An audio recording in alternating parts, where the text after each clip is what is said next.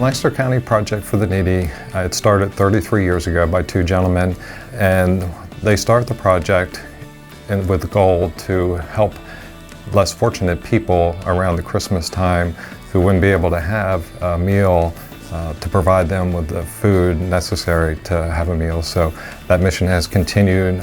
Our mission is to make sure everybody in the area has food that they can have a nice holiday meal for Christmas. We have been very blessed through Matthew 25 and the grant that we received. We are so fortunate because through that grant we have been able to purchase more turkeys and provide more meals throughout the county.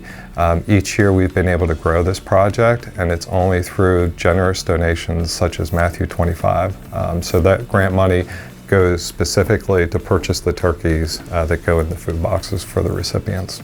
It has evolved significantly. The community has really rallied around this project, which is wonderful. The first year they handed out 150 turkeys. I took over the project in 1990. That year we did 900 food boxes. Now currently we're doing 2,500 food boxes, and then on top of that we have people that come out and provide clothing to recipients, provide hot chocolate and cookies. We also last year started doing health screening for the recipients. It's just grown tremendously, and it's been really well received through the community.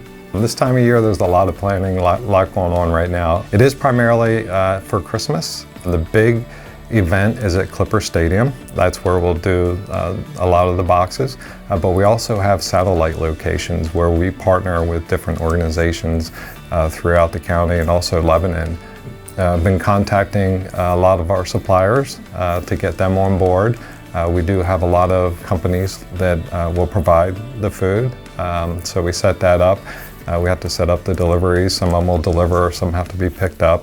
But all the food comes to Clipper Stadium, and then we'll box there. We'll do 1,200 boxes where we'll hand them out to the recipients. The main thing in the food box is that each one has a turkey. We also include a roasting pan, so the recipients have a roasting pan to roast the turkey, but it's all the trimmings for a complete meal. You have potatoes, you have eggs, you have milk, bread, vegetables, fruit, everything to make a complete holiday meal. It's an amazing day. Usually my family and I, we will get there sometime around between 3 and 4 in the morning. At that time there's already a line of people waiting to receive the box. Most years people will start coming midnight the night before to get a box of food for Christmas. By the time the whole thing gets going, we'll have up to 400 to 500 volunteers. And it's just amazing to see the joy that people have and to see them come together and work together for such a great cause. A box of food would feed, I would say, a family of probably 6 to 8 people comfortably, with leftovers as well. So yeah, the box of food is enough to feed a full family probably of 6 to 8.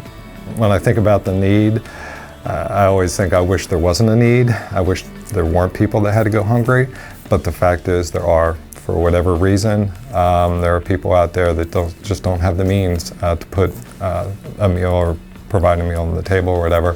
You know, the need is out there, and we feel blessed that we can help meet that need. Well, I started volunteering, I think about 16 or 17 years ago. We noticed early on that the recipients standing in line, sometimes from the night before, weren't always dressed in the warmest clothes.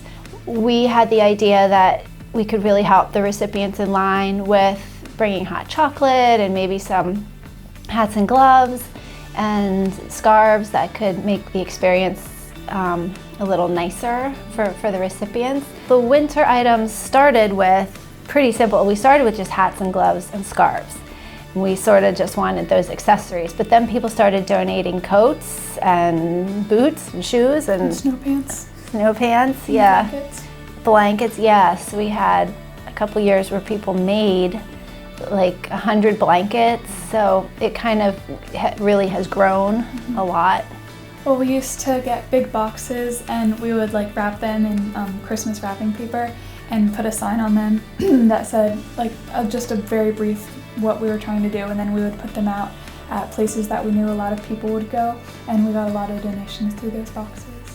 The one year that we counted, when we had like 3 or 4 full carloads that we brought down there, we had over 2,000 pieces at least. It's really a gift getting to work alongside the recipients in line, because they like to share whatever it is that, you know, has put them in that position. They want to tell us, my husband was laid off this year, or my daughter is sick, or, you know, I come every year for whatever reason, or this is my first year because this is what's going on in my life right now. And it's really neat to get to hear these stories that people share. It's always been part of my nature to try to give back. I've been very blessed. I was raised in a family where we didn't have to worry about having food on the table or having shelter, or a lot of the things that people do have to worry about. So to me, it's always given me a good feeling to be able to help those who haven't been as blessed or haven't been as fortunate. It makes me feel good to be able to do that. The volunteers are amazing. The spirit of the volunteers are incredible, especially the young people. We get a lot of young people, we got all types, older people, but the young people, to me, is just really special.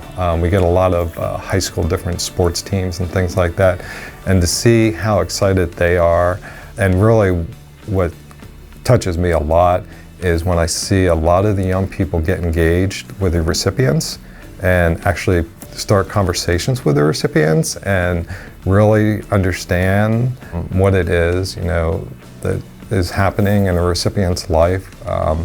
I see that happen a lot, and to me that's just really special to see the young people get engaged like that. It means a lot because there's a lot of us that live over there that have no families, and they really rely on something good that they can get, that they can make. It really comes in handy because, like she said, not everybody has family around here. We get the Stuffing. turkey, Yeah. we get stuffing, we get potatoes, we get a vegetable. Everybody seems really happy to get it. We thank them very much for what they're doing, because they are doing a good purpose for the people that live in buildings like we do. And we are grateful for them. We're just grateful that there's people out there that even think of us to do this. Our mission is to make sure that everybody, I mean, nobody should go hungry. The best thing would be is there wasn't a need for our project and everybody, but the reality is, you know, people do need food.